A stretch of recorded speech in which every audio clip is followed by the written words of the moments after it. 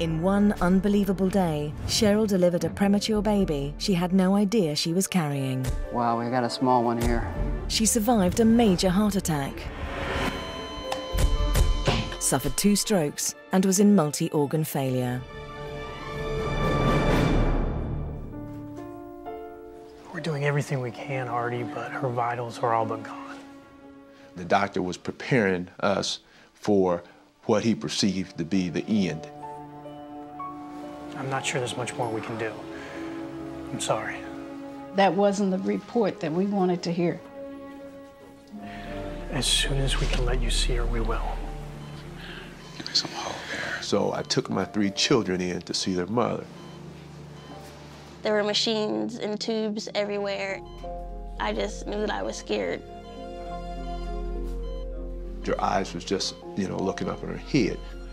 In my heart, I knew that she didn't look the same. I just thought the worst, but we didn't want to give up on her. Let's pray. We immediately went in prayer. We come here as a family. He said, I speak to the organs now. I begin to call them to life. Dear Heavenly Father. We commanded every body function to be in proper alignment and working in order. That's when our faith began to grow, and at that time, I knew that God would handle it. Then, a short while later, an unexpected omen. When they come back out and start asking me to sign these things, it's just a consent form to allow us to administer treatment to your wife. I knew that I had a chance because they wouldn't have needed me to sign these things if she was already gone. It seemed like the whole week went by. It was just ups and downs. We just kept on praying for a day after day. Every day looked like it was a touch and go.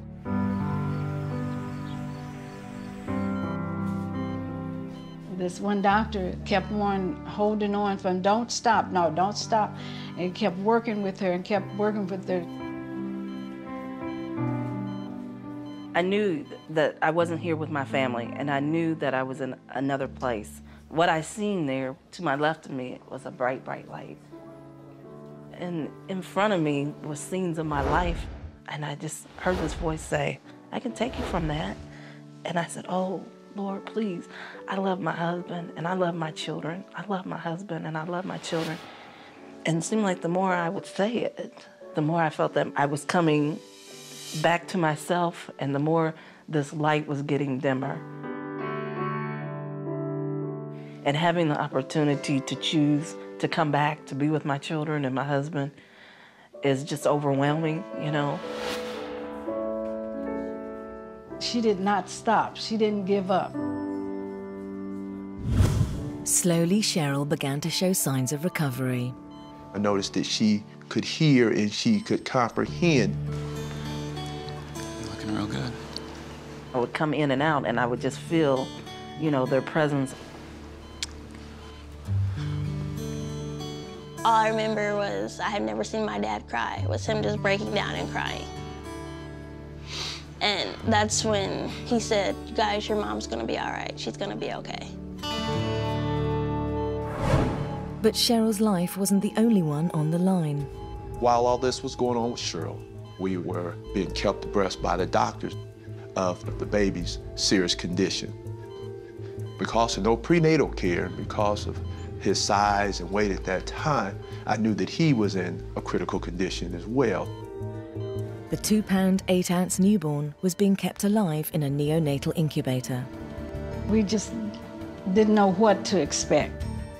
He was so small. It was like, how is he gonna be able to come home if he's this small? The newborn was relying on a respirator and feeding tube to stay alive.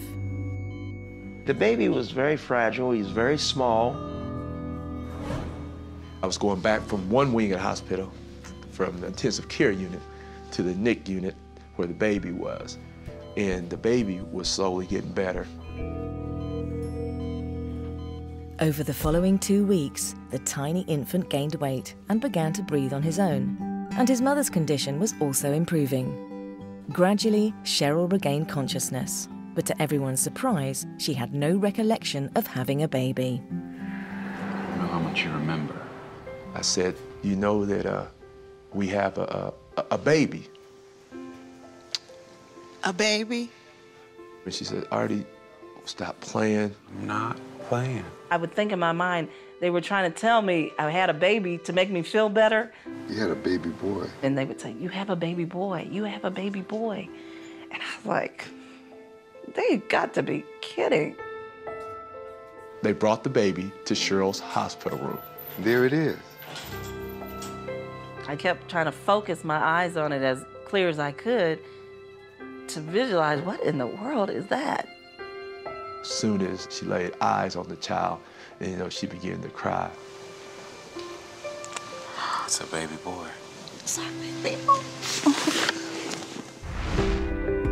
After almost 20 years of marriage, this was the miracle child Cheryl and Artie thought they'd never have. Because of my tubular pregnancy, I was always told that I couldn't have any children. Even though the tube is damaged, every once in a while, 1 in 1,000, 1 in 10,000 times, the egg will be able to make it through the tube, and a pregnancy will occur. The symptoms that I did have never alerted me that, oh, you're pregnant. If the notion of pregnancy was not even a possibility for her, That's impossible. then she would explain all the other symptoms with a variety of other explanations. Just over a month after the traumatic birth, Cheryl brought home a 4.5-pound healthy boy she names Titus. We were not prepared at all. We didn't have cribs, we didn't have diapers. Titus is just such a wonderful addition to the family. He's smart. He's real witty. I can't take it like You can't take it like that. You're always right up there. We were just grateful that the Lord had given us a grandson and had given us another member in the family. We know that God worked a miracle, 6 years old. a double miracle. Oh, I love you too. You love me too, I love you too.